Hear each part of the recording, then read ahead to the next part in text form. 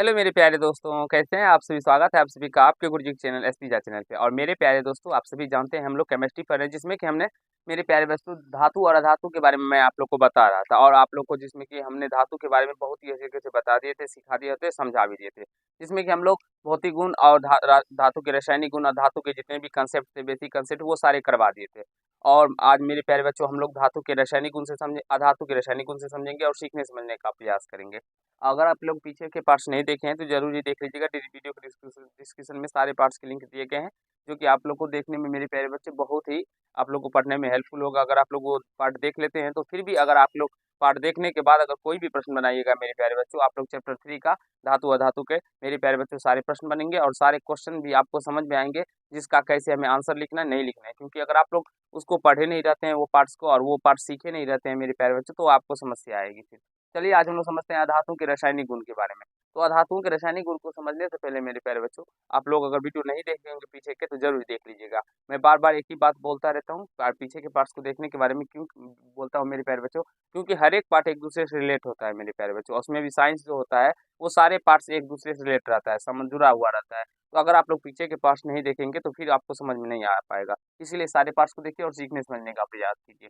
देखिए अब अधातुओं के रासायनिक गुण क्या क्या है, नहीं है, वो समझने का प्रयास कीजिए। देखिए अधातुओं के रासायनिक गुण, देखिए ऑक्सीजन के साथ अभिक्रिया, जब अधातु मेरे प्यारे बच्चों ऑक्सीजन के साथ अभिक्रिया करता है तो वो क्या बनाता है, वो देखिए अधातु में ऑक्सीजन के साथ संयोग करके अम्लीय ऑक्साइड बनाते हैं, और ये ऑक्साइड जल में घुलकर अम्ल बनाते हैं। ये पूछे जाते हैं, जो जब अधातु ऑक्सीजन के साथ अभिक्रिया करता है तो क्या बनाता है, ऑप्शन में ऑब्जेक्टिव में दे दिया जाएगा। तो मेरे प्यारे बच्चों वहाँ पे आपको ध्यान रखना होगा कि वो क्या बनाते हैं, तो संयोग करके अम्लीय ऑक्साइड बनाते हैं, ठीक है। और फिर जब ये ऑक्साइड, अम्लीय ऑक्साइड मेरे प्यारे बच्चों जल में संयोग इसको घुलाएंगे हम लोग या मिलाएंगे, तो वो फिर हमारा अम्ल बन के आ जाता है। जैसे हम एग्जांपल्स का बात करते हैं, देखिए ये कार्बन क्या होता है, क्या क्या है मेरे प्यारे दोस्तों, तो अधातु है।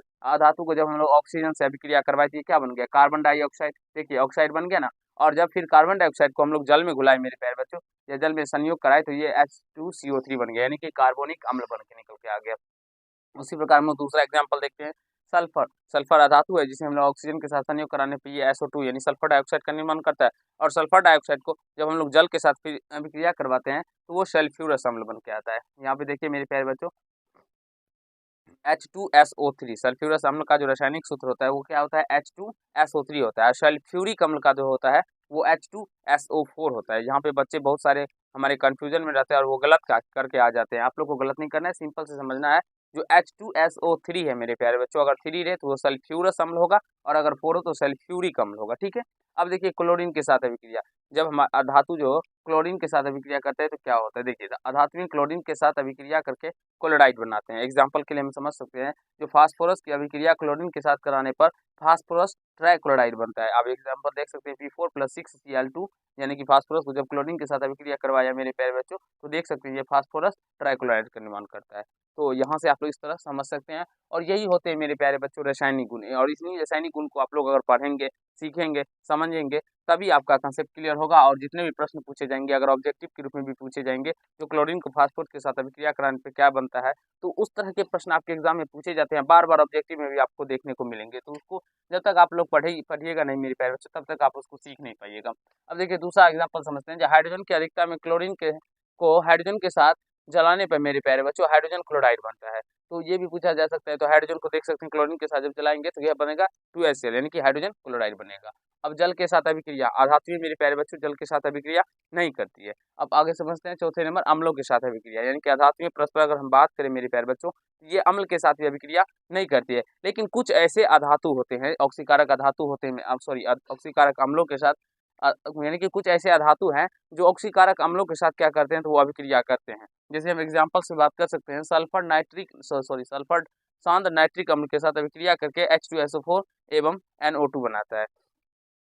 आशा है मेरे प्यारे बच्चों समझ में आ गया होगा। जो जितने भी अधातु है वो हम प्रायः अम्ल के साथ अभिक्रिया नहीं करते हैं, लेकिन कुछ कुछ ऐसे अधातु हैं जो ऑक्सीकारक अम्ल जो होते हैं उनके साथ अभिक्रिया करके ऑक्सी अम्ल बनाते हैं। जैसे एग्जाम्पल में बात कर लेते हैं, जो सल्फर सांद्र नाइट्रिक अम्ल के साथ मेरे प्यारे बच्चों, सल्फर जो है वो सांद्र नाइट्रिक अम्ल के साथ अभिक्रिया करके क्या बनाता है, H2SO4 यानी कि सल्फ्यूरिक अम्ल एवं NO2 बनाता है। एग्जाम्पल में समझ सकते हैं सल्फर, और यहाँ से देख सकते हैं 6HNO3 की जब अभिक्रिया करे मेरे प्यारे बच्चों, तो ये क्या बन के आ गया, सल्फ्यूरिक अम्ल NO2+H2O, यानी कि जल का निर्माण हुआ।